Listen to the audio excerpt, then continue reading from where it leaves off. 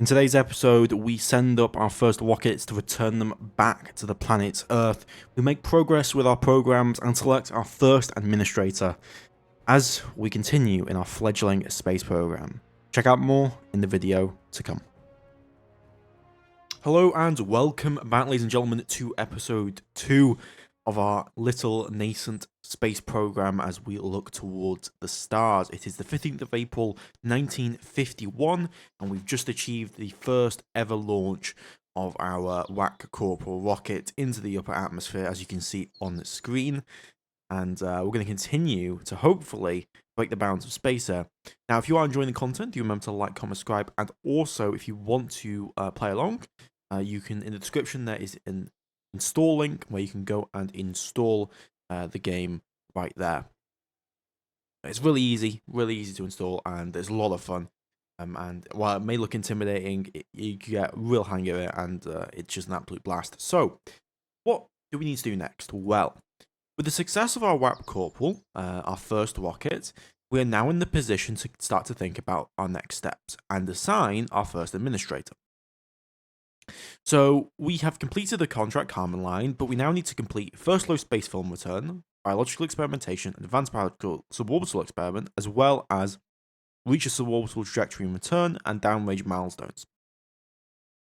We can achieve suborbital trajectory and return and first low space film return relatively easily based on what we have, and we can also achieve these other objectives pretty easily as well. What we want to get to is either one of these, which is early satellites contract, and these will fund us significantly. As you can see here, we make about 250,000 funds from these programs, while in these programs, we're making a million funds in this heavier, more difficult program. And that kind of funding is what's going to allow us to really develop our first orbital capable launch vehicles that we'll be needing to use to actually, go from a sounding rocket program to a orbital rocket program to actually put people and things into space. So we do now have options for administrator. These will provide us with bonuses and things that we can use. We have Vladimir Chalomy, who was a Soviet engineer of Ukrainian ethnicity, so a Ukrainian engineer.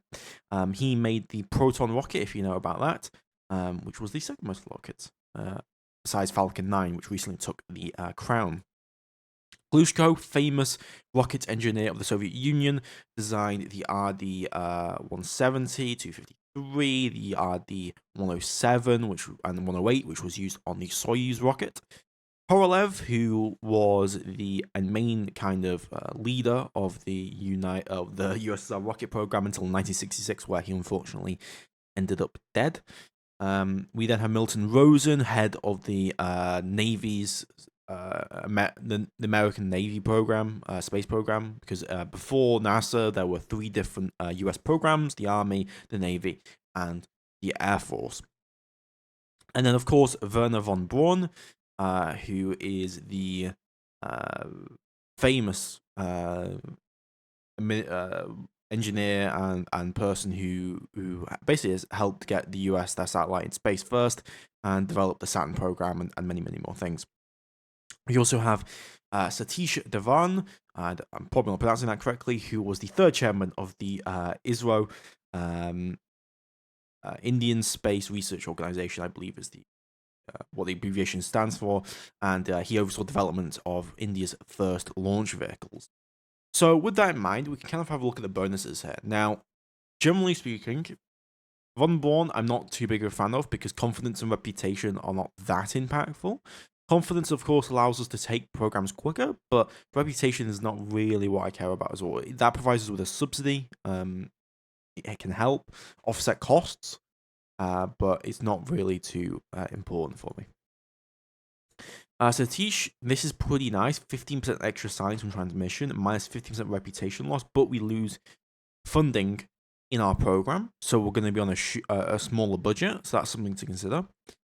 We have Valentin Glushko. He provides a minus 15% funds cost for researcher salaries, which is pretty nice. And he doesn't really have a negative so long as we pick the right leaders. So that's a pretty good idea right there.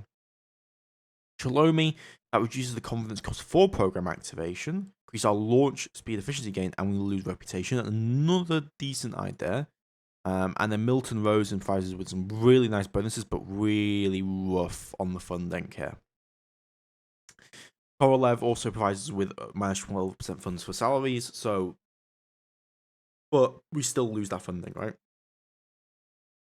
I think the correct one, or at least the one I'm going to go for, is either going to be Chalomi or Satish. And I think I'm going to go for Satish because that extra plus 15% science is massive. That means if we get 10 science, we get 11.5 science instead, right? So I'm going to appoint Satish Dhawan as our administrator. And then once we unlock these technologies and things, we will be able to actually appoint our chief designer, flight director, chief scientist, and our contractors for our rocket program. With our first launch as well, we got some free applicants. So we're going to hire those into our research division, as we do have that now. And we're going to look to sort out our next contract now. We have a V2 being built, and that will be built in 175 days. However, that's quite a far way away. We also now have post-war rocketry testing, and because of our success with our first rocket, I'm going to scrap our Whack Corporal because we don't need a backup, and I'm going to go for suborbital trajectory and return because that is something that we can achieve with an Aerobee rocket, and we can only do one contract at a time at the moment, so it seems to be the most makes the most sense, right? So with post-war rocketry testing, we're going to get access to newer engine, a better engine, and we're going to design ourselves kind of an offshoot of that corporal rocket that'll have enough delta V to be able to launch up, get into proper space, turn with parachutes, and complete the contract that we need to advance our program. So, we're going to be building an Aerobee, the actual Aerobee, not the Whack Corporal. You can actually see it on screen what the Aerobee looks like. The Aerobee is a bit fatter at 380 millimeters in comparison to the 300 millimeters of the Whack Corporal. So we're just going to fatten up our rocket a little bit. We're then going to change out the Aerobee config, as we can do it over here on the engine GUI. Because once we get our next technology, we'll be able to use this, but we want to build the launch we want to modify the launch complex to be ready to use this rocket ahead of time. So we're going to put in here for the XAS R1, which was developed for the Aerobee X8, an improved Whack Corporal for upper atmosphere research to replace the limited stocks of captured V2 rockets. So we're going to go for the XAS1. We can see that it massively improves our specific impulse by about 10-ish seconds, 9.5 seconds. And we also see nearly a doubling in thrust, which means that we're going to be able to keep this engine going for a lot longer. Unfortunately, our rated burn time is significantly lower, but with the offset of the thrust increase, we should be in a decent position. So now we're going to check how much that's going to need. Obviously, though, with the change in the engine, we've also seen a change in the fuel. So now we're using NAFA 37. Which is fuel alcohol, and instead of using 22, which means it's a different mixture of the same kind of propellant, and that will mean we'll need to swap out our tanks to use that mixture. And as we can see here, that is going to burn for 48 seconds, which is a little bit longer than we need. We're going to go for 45-second burn time, and we're going to also adjust our fins, which we'll still obviously need if we are to utilize the rocket. We'll check that the aerodynamics are good. They're not good. We are going to need to fatten the fins up. So that's what we will do. We'll fatten them up to make sure they work. And there we go. Our Aerobee is looking nice and comfortable. Then we are going to adjust this to the Aerobee interstage. 380 millimeters.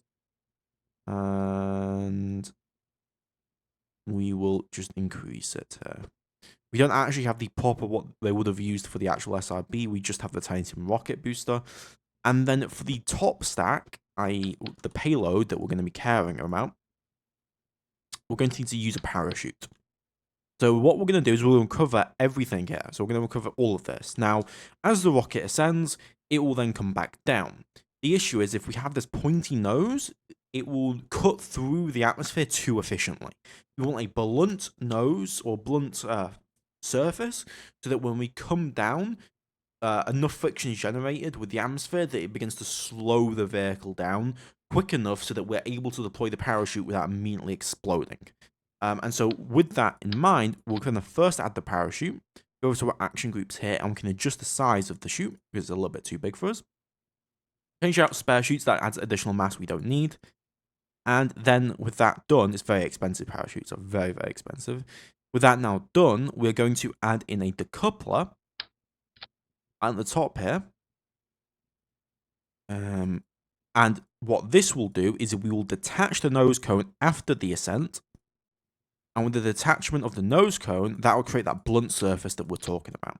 We do need to make sure we turn on crossfeed though, so that the fuel comes down from the nose, because we have that fuel in the nose. And then we can put back on this. With that in mind, we're going to just set up what we need here. So we're going to do engine, coupler, and we have just perfect amount of delta V needed. We're going to tool the rocket, so that will cost us 2,248 funds because we actually changed that somewhat the dimensions. We fattened the rocket up. We're going to name this the Aerobee. And we're going to, as you can see here, we can't build it yet. The size, we made it a little bit bigger of a vehicle. And we also have to upgrade the LC to make use of the newer fuel mixtures that we're putting in place. So we're going to go for a upgrade. And that will take 10 days for our launch complex to be adjusted to have the proper propellant infrastructure to handle our newer rocket. So, 10 days to go, and let's just wait that time. And then we're going to wait 19 days for our research, and we also now have 5.3 sites available from our previous launch. We can look at spending. Now, there are a few things we can do, but I'm going to go for post-war material science. This will give us access to aluminum, tankage, which we want. And then the next thing after that, I'm going to go for... I think we're going to go for early rocketry. And then after that, we'll go for early tracking systems. So this will get us more engines and better configs for our Aerobee. This will get us better, lighter and better tanks. And this will get us better avionics. This will take quite a bit of time. What's our current budget situation? 40,000 funds being generated. I'm going to hire some more scientists, and then we're going to purchase our Aerobee rocket.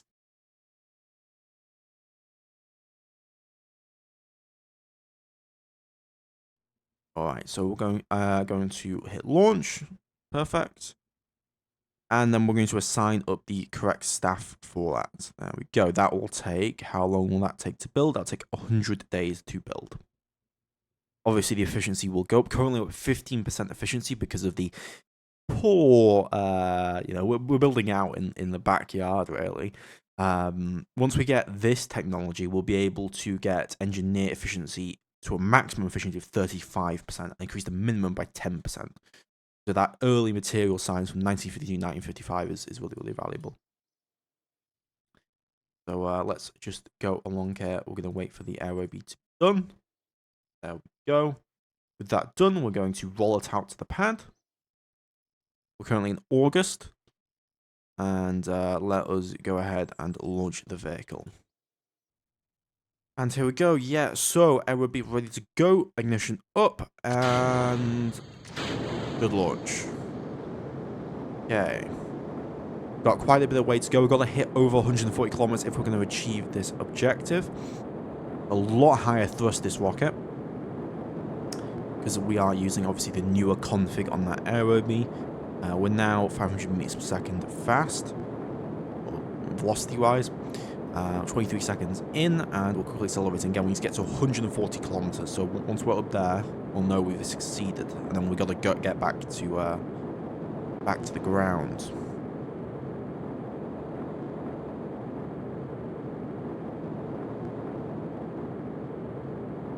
So we've got a little bit of drift going on,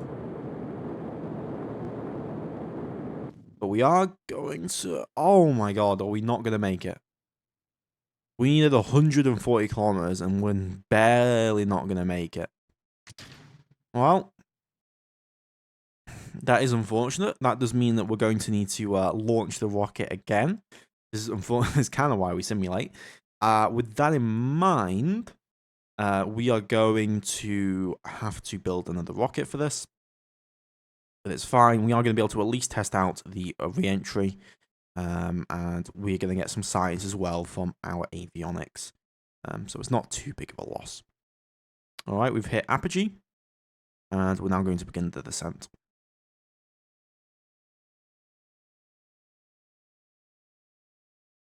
We need a little bit bigger fins there. We saw some moving away, as in the rocket began to tilt, and that kind of screwed it for us. So we've got to keep that in mind. All right, here we go. The blunt surface should really slow this down just massively as we begin to get into the atmosphere here, or the lower atmosphere. As you can see here, we're going to start really decelerating hard here. And you see the G-forces actually really increase. And there we go, we made it. And we're going to deploy the parachute at 5 kilometers and then full deploy at 1 kilometer. Shoot deploy.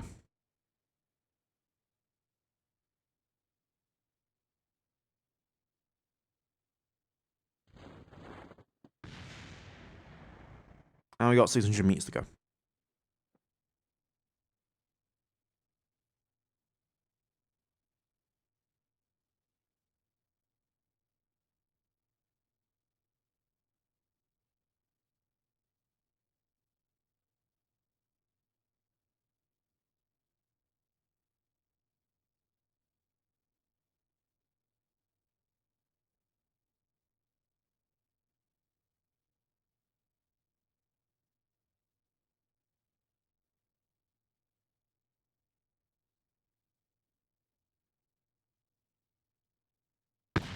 And there we go, successful landing. I'm going to recover normally, which will scrap the vehicle, but so we've proved out that it works. We just need a little bit more velocity added on. So we're going to have to build another rocket. With that in mind, we did get an extra 5.5 science, and we do get some additional science as well from recovering a vehicle. So we're going to go ahead and get in early tracking systems next, and we might even go for early solids to achieve what we want. But we'll have post-war material science here soon, which should be enough for what we need. So we're going to wait for that. We also have that V2 nearly done as well. So we're going to wait, and we're just going to we're stockpiling the V2. We're going to need a V2 for film return, and we're also going to need a V2 for advanced biological experiment. So we're going to actually go into here. We're going to edit this. There's one thing you can do with the game. We're going to edit the vehicles, where we're going to add in a film canister and a parachute, as well as some scientific avionics. And that will allow us to prepare ourselves for when we take the film return contract. So we need a film camera. We need a parachute. We're going to make sure we actually have taken this off. Pull to here. I'm going to make sure that it only has one chute, so that we would wait as much as possible and that it knows what it's doing. And then we're going to add in an avionics core as well. And that is going to be scientific avionics with, let's do 200 EC.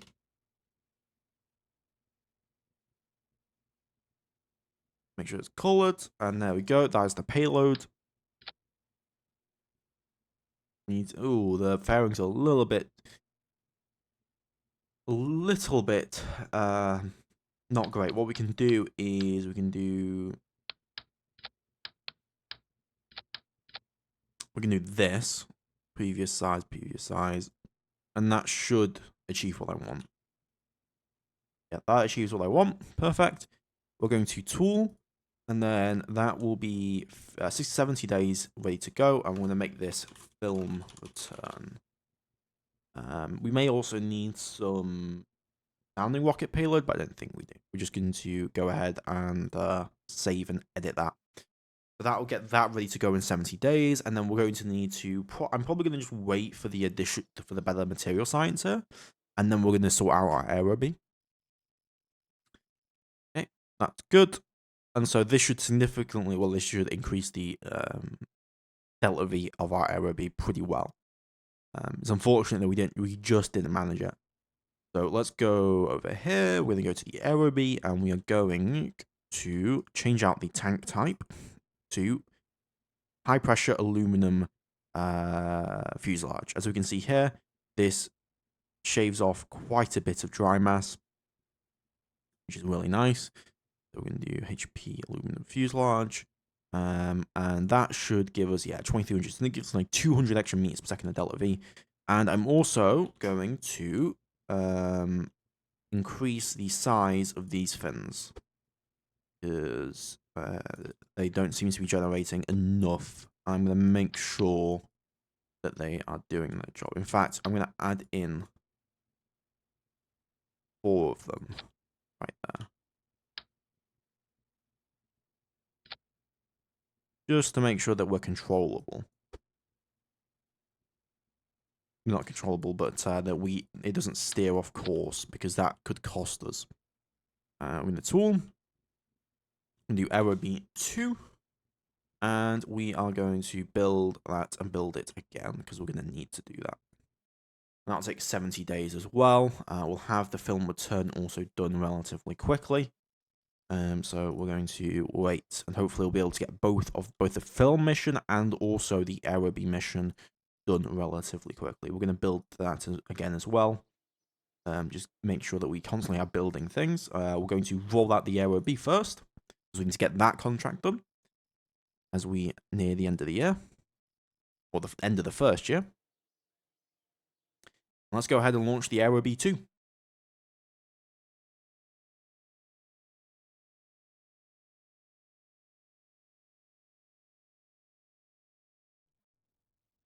Alright, so first off, throttle up, fire, and engine failure.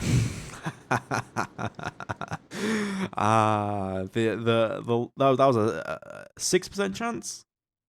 And we're going to have to do range safety on that to make sure that we don't blow up our own pad. That is very sad indeed. That's why we build additional ones in the back, and we're going to have to, as we've been delayed. Unfortunately, these things do happen. This is stalling our film return contract here. Here we got early rocketry, fantastic. I'm going to hire another 20 scientists, and we're going to get our Aerobee. Now, after a failure of a rocket engine, it does increase the reliability, increase the amount of data units quite significantly, get a big lump sum. But, you know, it could still, obviously, we could still have an ignition failure. So just going to keep trying to launch this Aerobee, because this is what's holding us up right now. And hopefully we should be able to get a good launch. I mean, we got a perfect launch on the first launch of it. But yeah, sometimes that does unfortunately happen. Alright, throttle up. And we have good ignition.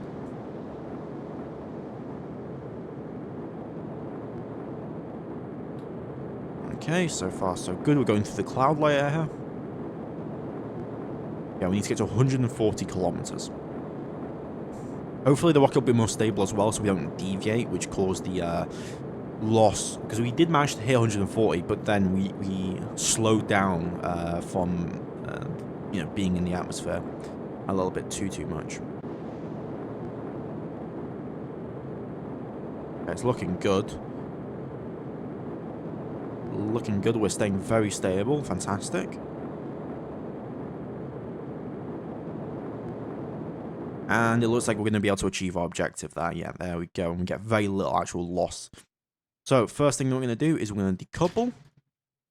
There goes our nose cone. On the chute. And we're going to now get into actual proper space. And we should actually get quite a bit of science from that. We're also going to finish up our science for the upper atmosphere, as we can see here. We transmit that back. And we can see Cape Canaveral go into the distance there as we start to ascend. We're going to reach a peak apogee of 149.1 9 kilometers. And scene change, there we go. We are in space low. Now we can start to generate additional signs of being in a new situation. Actually, like we've got an extra like 2.2 science there, which is not bad. And here comes the proper descent. So what's gonna happen is the rocket will flip, and the blunt force of the blunt surface here, just completely basically a solid wall, will hit the atmosphere and slow us down significantly. Because again, we're not going that fast, and this is a pretty small vehicle. So here we go. We are flipping. Here we go. And then we can launch the V2 straight after this as well. Okay. God, it feels like you are actually doing missile programs at this point. Because that's literally what this is essentially a small little a missile. I mean, the Tiny Tim, for example, was used in World War II. All right, here we go, and we're going to be able to slow down here.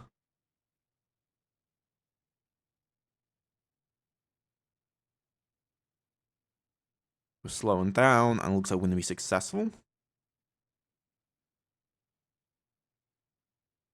And yeah, we are. There we go. We've made it through, and now we're going to go for shoot deploy. Shoot deploy at 5 kilometers. Boom. And should be a nice return here to the surface. And that will complete our suborbital trajectory and return contract. You just have a little bit longer to go here. We might end up in the water because a lot of this is like fake land. You can see the real VAB over there.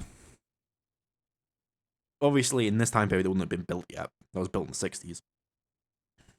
For the Saturn V, and obviously this is not exactly the Saturn V. This is a 8-meter tall rocket.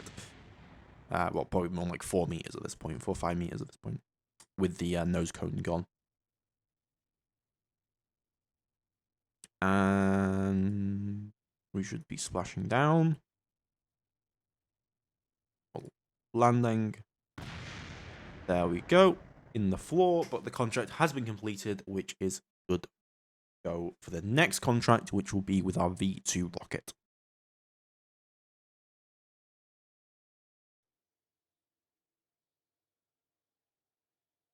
We also got quite a bit of science from that, so now we can go over here to the first low space film return. We need to reach an altitude of 100 kilometers and a downrange of 200 kilometers. So that's what we will do. And we can now see that we've completed that command line, and not command line, but we completed the suborbital trajectory and return from here. And we can now, with the fact that we did material science, look at our contractors. So these are the people that will be contracting for our hardware. So I think there's a lot of great benefits here. And I think the main thing that I'm going to go for here is going to be the Douglas Aircraft Company initially. I think. Maybe the Douglas Aircraft Company, because that would get us access to a quicker research and material science node, which is kind of very valuable early on. So we're going to go for the Douglas Aircraft Company. It does negate or make a negative to our rocket engines, but if you see in our research and development center, these are some very expensive things that we're going to need comparatively to this. So it makes more sense to prioritize that over anything else. So we're going to go for the Douglas Aircraft Company, at least for now. Over here, we have Aerojet and Rocketdyne. We could offset some of that negative with these. We could also solid rocket engines. We don't really need solid rocket engines initially, so not really going to focus on Aerojet. Let's go for Rocketdyne. And then over here, I think I'm going to go for JPL, because that will increase speed of integration, speed of instruments. So that means scientific instruments. Then you have a JPL and Rocketdyne. Rocketdyne designed a lot of US liquid rocket engines. JPL is famous. They handle a lot of the US space probes even now to today. Both Rocketdyne and JPL are still things today. So it's Aerojet Rocketdyne nowadays. Or they may have changed the name again. There's a lot of mergers that happened. A lot of these companies merged later in the 80s and 90s. So with that now done, we're going to set up research for early material science, which will get us access to the next level of conventional tanks, and it will also get us an engine efficiency upgrade and some better fairings. So that's what we'll do. And we can now roll out our V2 rocket, and we're also going to look at hiring some more staff soonish. What we need to do, as I said, is get to these done. So with the second V2 ready to go, I'm going to edit it to make sure that it's actually going to cost it to what we want. So we'll launch that for low space biological experimentation, and we're going to need some sounding rocket additional payload for that. Sounding rocket payload is a fuel that basically simulates additional mass to kind of how what you would launch. Certain contracts will require that you launch units of it. So we're going to do biological sample, which is what we need. And then we're going to put in a conventional tank. We're going to just lower it like this, make sure it's high pressure. And we're going to give it 25 size. And on here, we're going to put in sounding payload. There we go. As you can see that on the side. And we are then going to set it up like that. Nice squish pancake. Exactly what we want. And this will be Bio X. Now, another thing that we have to consider. I'm going to tool the rocket. Another thing that we have to consider. Oh, we don't have access to that yet, don't we? Oh, yeah. What we need is tracking. The tracking research. Because the tracking research will get us that biological experimentation, and then the avionics the early science will go to advanced, and we need that if we're going to actually be able to get to satellite funding. So I'm actually going to cancel, maybe not cancel, but you got to keep in mind that we need to research that straight away. Okay, film rollout, and ready to go. We're going to launch that to begin with. And so with this one, we're actually going to have guidance. It's going to be we're talking about a rocket that's 13 times the size and mass of what we were launching just before. So with that in mind, we are going to go over to here. We're going to turn on Smart ASS, and that will give us guidance using Mecture. Turn on surface, we're going to put our pitch to 90, which is basically shoot straight up, and we're going to adjust it as needed. Engine will ignite before we release the clamps. Throttle the engine to max, because we don't really have any throttle ability, because welcome to real life. Engines go from 0 to 100, at least at this tech level. So we're going to hit ignite. And ignite. And we're going to launch off the clamps. A little bit of a clamp issue there. We're accelerating very fast, so we're going to start pitching immediately. Slowly decrease. And we're going to pitch to, I think, 65 degrees to the east. Alright, 65 degrees east. And we're going to start getting under some serious aerodynamic effects here. But again, we do have guidance with our A4 engine. We can see it firing here. Hopefully it doesn't fail. It's got another 30 seconds to go here. And we're going to get some really high Gs. Because this is essentially a missile. What we're doing here. Is a V2. And hopefully we're going to get down about 200 kilometers down range, and we need to get above 100 kilometers, which shouldn't be too hard to do here. We've got about 1,000 meters per second left, which is plenty enough. And we're going to be accelerating pretty damn fastly.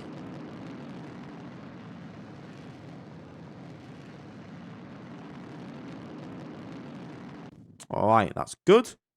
Oh, we are going to flip. Let's stage the fairings. And let's be careful about staging this. We're going to decouple. Let's make sure we switch over to it. We've decoupled it. And now we're going to go downrange. We just need to go downrange about 150 kilometers again now, which we should be able to achieve. If we actually look on the Earth's surface, we can see that we're going to be ending up just northeast of the Bahamas as we begin to track above the planet's surface, as we can see here. We are now in space itself, which is always nice to see. We're actually in telemetry now, so I'm probably sure a bio and a bio thing on it as well. We're getting quite a bit of science here actually from the planetary photography, and we're going to start to come down. We've actually completed the 200-kilometer downrange. We can actually see how far downrange we went. We went, what was it? Does not say on there? Altitude. I can't. It doesn't look like I can see it on the flight recorder. But either way, we're going to now be descending over into the water. And this was a successful mission. Thankfully, the V2 worked first time, and so we didn't have to do another one because those are not cheap rockets with the avionics on them.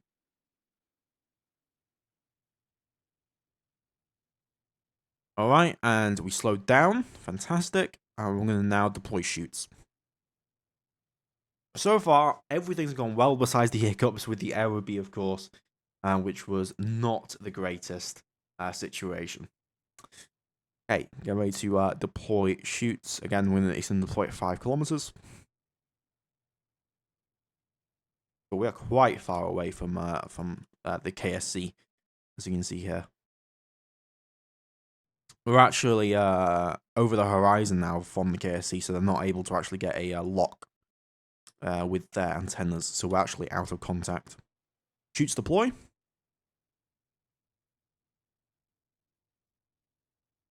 And 1 kilometer will be full deploy.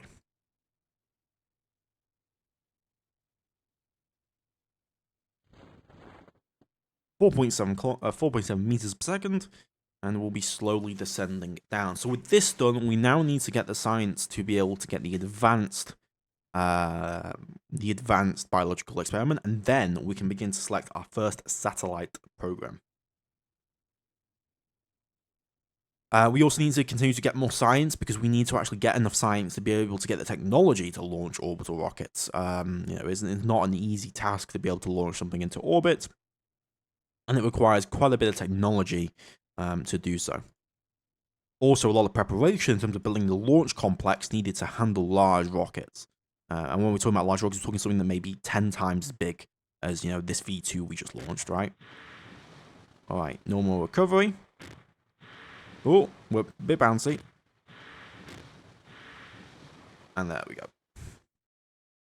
That should get us a bit of science as well, and we're going to be able to finish up the contract, and then we're going to go for we need to do the biological experimentation, and then the advanced bio.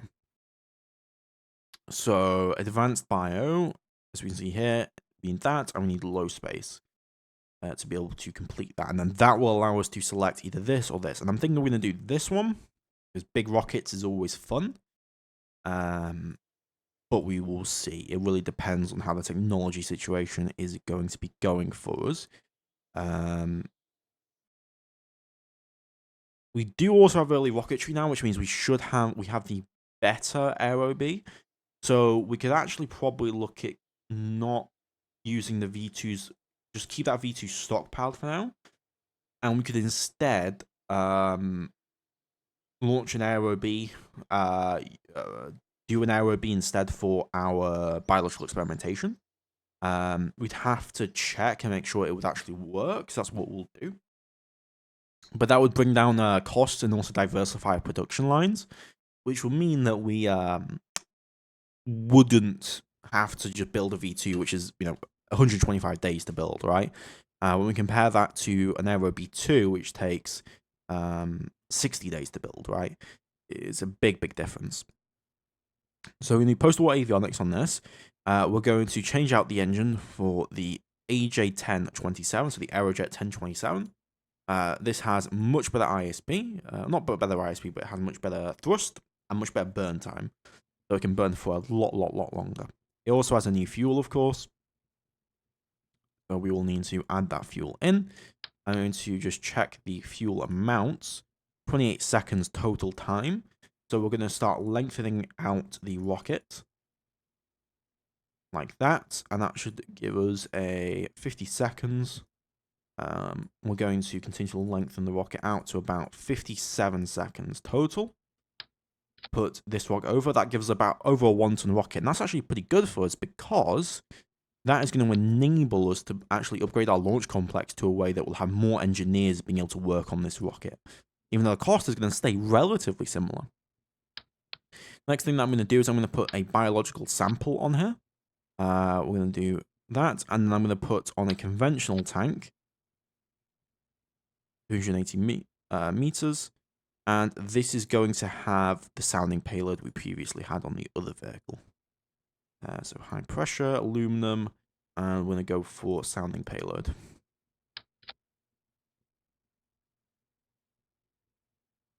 Okay, with that in mind, we can tool the rocket, and then we're going to go ahead and we're going to upgrade our launch complex.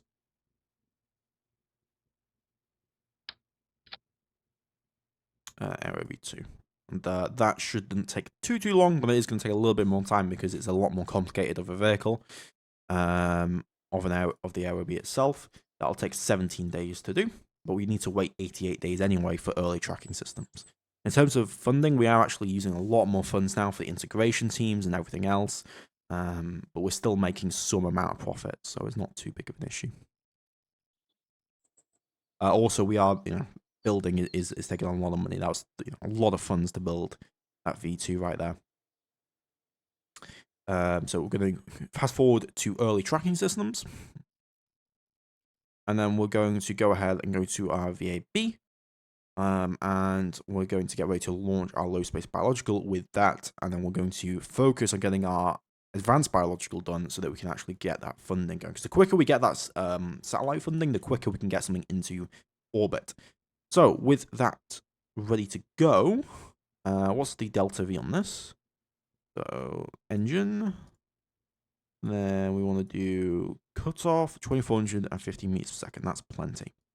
Avionics is also good. We're going to unlock that. Tooled, ready to go. We're now going to. Oh, I need to properly upgrade this. Oh, it's because I didn't have the Aerobee on, or the thing on. We have to wait a little bit longer then. That's really annoying. And hopefully it shouldn't be too long. Oh, it is actually going to be a lot longer, 45 days. We've been sat around a little bit longer than I really wanted to. We also need to actually get this early science on the way, otherwise we're going to not be in a great place. Till July. We want to get the contract done as quickly as possible.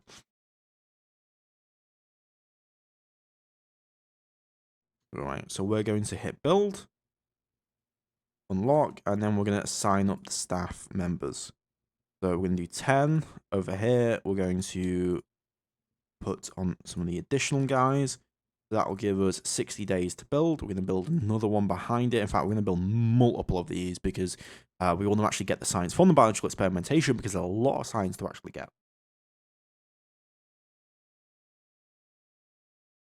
And then we're going to also hire additional staff for research purposes, 110 scientists, because we need to get the science done as quickly as possible. Okay, Aerobee 2 done. Roll that out to the pad.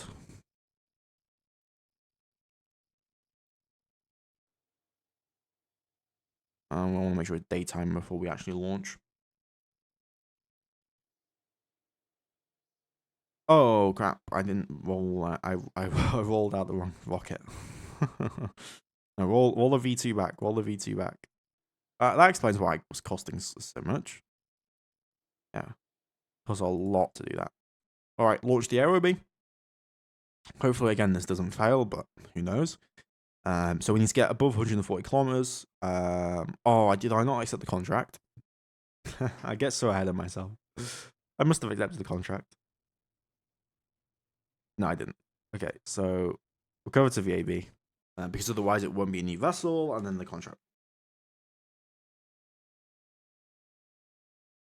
So let's go ahead and let's accept the contract, roll the vehicle back out, and then we'll not be in too much of a problem. So we're going to go for low space biological.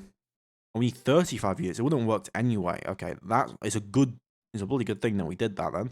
We actually edit the vehicle now and we can put 5 rocket pillar. I remember it being 25, but I must have been mistaken. So we're going to, again, edit. Okay, so over here, sounding rocket payload, we're going to add in 35, pull the vehicle, edit it, and that's going to work out for us. It's not that much extra weight anyway. There we go, and roll the vehicle out, and then launch.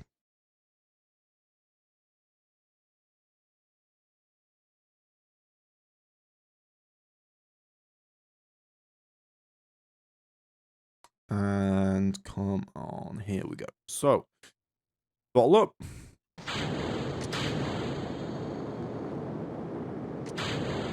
Okay, that didn't really go as I expected it to go. But hopefully this is going to work out. Anyway, how much Delta V do we have? Okay, we have plenty enough. How far do we have to get up?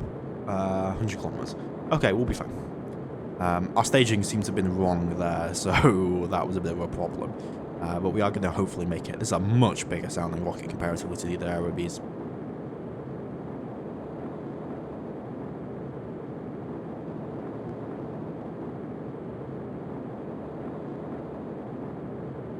Okay, how much longer do we have? We have to get to 100 kilometers.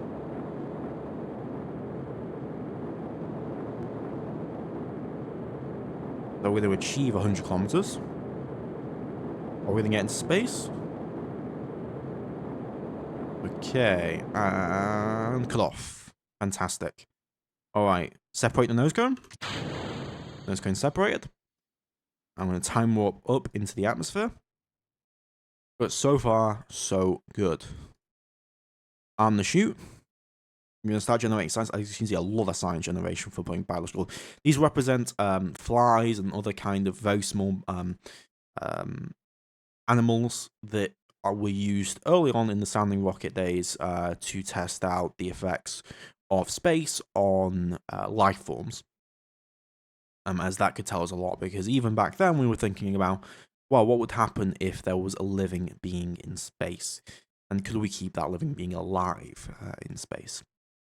Alright, and we're going to start coming down from Earth.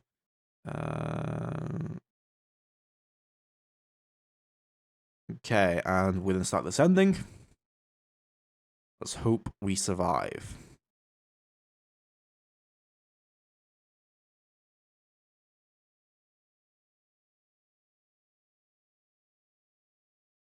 Okay, we're going to flip. And we're going nearly 1.5 kilometers per second right now. Pretty crazy. We're swinging around quite heavily, but we are decelerating sufficiently, so I think we'll be completely fine here. Going for the water, though. And now we have pretty much got the contract ready to be done.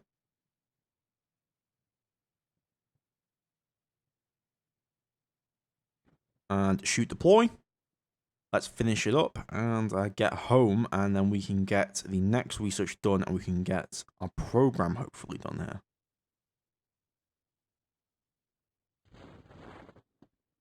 Good chute deploy. We're going to swing around again. And we're going to slowly drop into the water here, nice and safely, about 6 meters per second. That sounds like our nose cone just splashed. That does sound like our nose cone just splashed. Yeah, just drop in. We're actually leveling out 5.8 meters per second.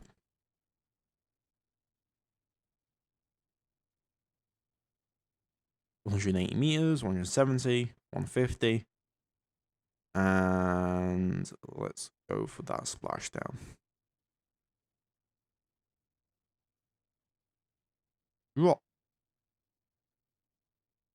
There we go. We're even floating on the surface there. And we'll cover, and that's completing that contract successfully. And we're going to want to keep launching those rockets for the science. So we're going to take off the sounding payload and just launch those largely for the science. There's also some contracts we can obviously do. But we'll see obviously how useful those will be. We've got 44 days until early science, which we can then launch. But I think that's where I'm going to leave the episode off. If you guys have enjoyed and do want to see more RP-1, more KSP content, please like, comment, subscribe. Really does help me out. And thanks to all the members who do support me here on YouTube. We'll be making more content as we get closer and closer to accepting our orbital rocketry programs and thinking about what our first orbital vehicle might be looking like. I'll see you guys next time. Please like, comment, subscribe. Goodbye.